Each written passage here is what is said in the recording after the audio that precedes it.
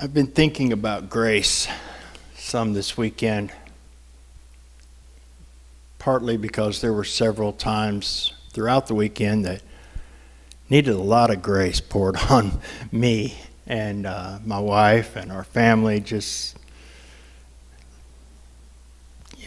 There are those times where it just seems like everywhere you look, here comes another wave, here comes something, I need something.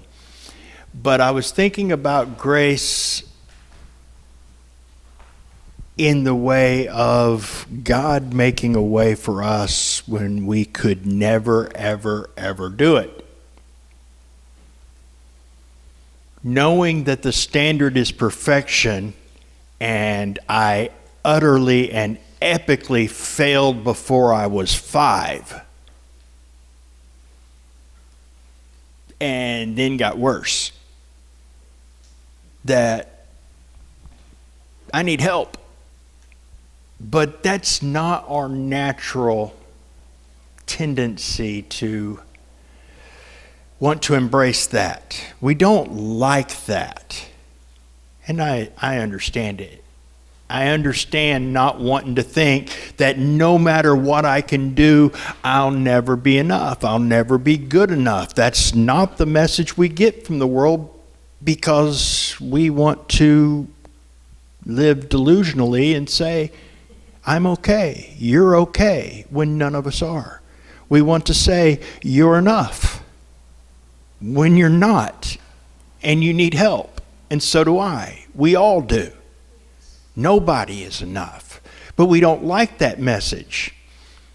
So the message becomes more, just do your best. As long as you do your best, everything's okay. And for some weird reason that I've been thinking on this weekend and am unable to understand and figure out, we like that idea. Just doesn't matter if you're perfect. Nobody's perfect. Just do your best. Do you really want that kind of pressure? Be at your best. Be at your peak. 24/7. 7 days a week. Well, what if it's only once a week you have to do it? Because nobody can do it forever. Be at your peak. Be your best. Once a week. As long as you do it, you're good. But we all know that's bogus. We all know it doesn't work that way. It can't work that way, and you don't want that kind of pressure. I know I don't want that kind of pressure. The Olympics were a great demonstration of this. I'm one of these guys that actually likes climbing sports, watching them. I don't just do it at the Olympics. I do it other times a year. I'll watch guys just climb mountains because they're crazy and I think it's cool to watch. I always kind of wanted to do it, but But there's this kid, and he probably wouldn't like me calling him a kid. I know I wouldn't have when I was his age, who is from South Lake, Texas. Local, kinda. Started climbing when he was 5. He's got 13 whole years of experience. He's 18 years old.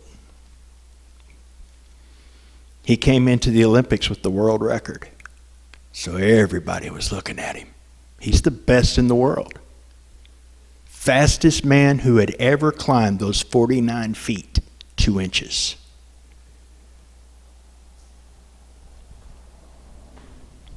Faster than any other man who had ever done it, recorded. About half a second faster than the fastest woman in the world, because men and women are made different physically. And he came in, and he had a great qualifying first time. And then this guy came up behind him and won a new Olympic record. But it didn't beat his world record. Then he got his turn, and he beat his own record. New world record set. Wow. That's your best, right? That's what you're supposed to do. The whole world's cheering. Well, maybe not, because there aren't that many of us that watch sport climbing. But there were over 6,000 people cheering. Then about 2 guys later, someone broke his record. He was the world record holder. Then he broke his own record, and then somebody beat him. Then the next guy beat him. And they're shaving seconds off what the best is each time. Then he got to go again. And yep, sure enough, he broke his own world record and theirs. And he was now back as the world record holder.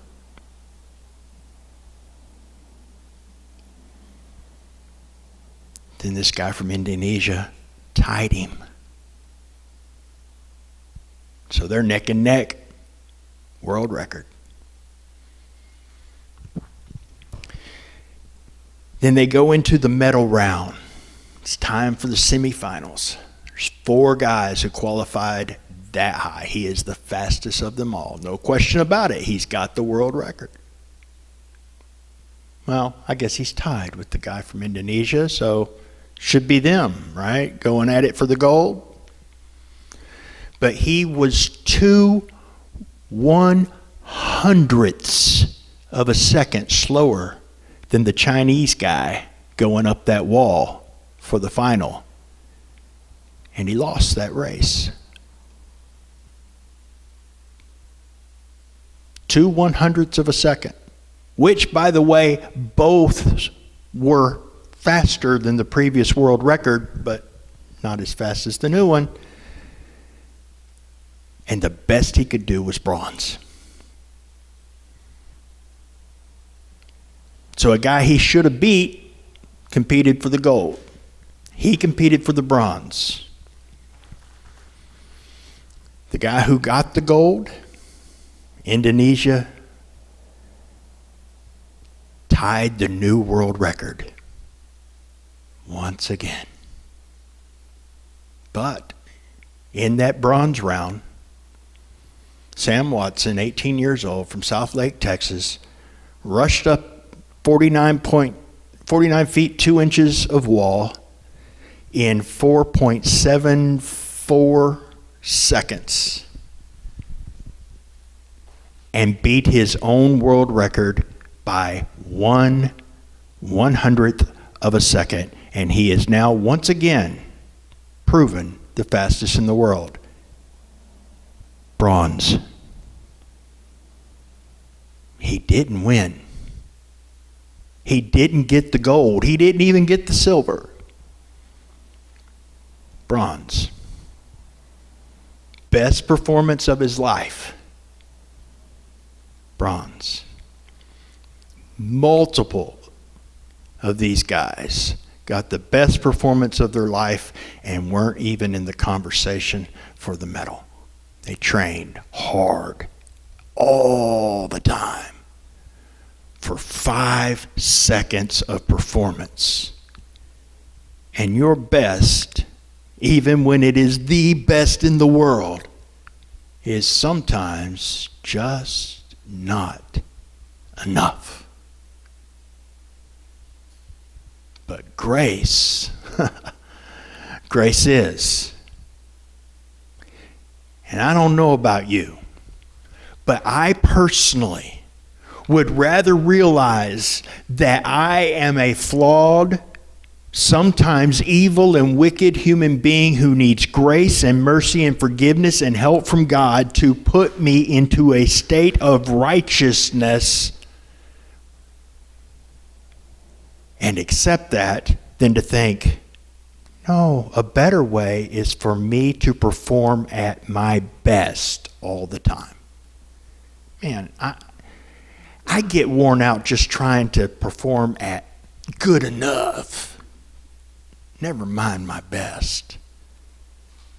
But grace says, it's not about your performance. It's not about my performance anymore.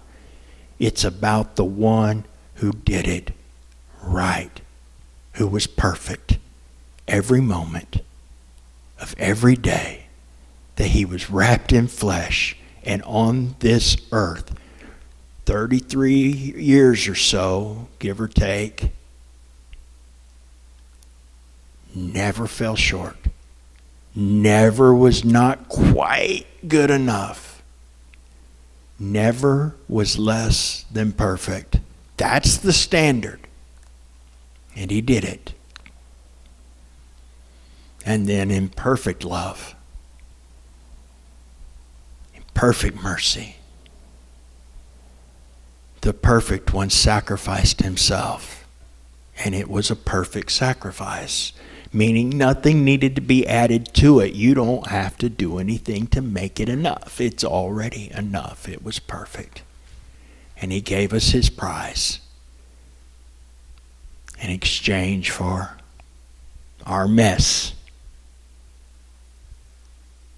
so that we could have life, so that we could have relationship with our Creator, and so that, yes, when he's done with his work, we will be our very best, what we were created to be. Sinless, righteous, unique reflections of the amazing Lord of all creation who made us. Grace is better. Grace is better than performance. Even if you're the best in the world, grace is better. And sometimes even the best in the world.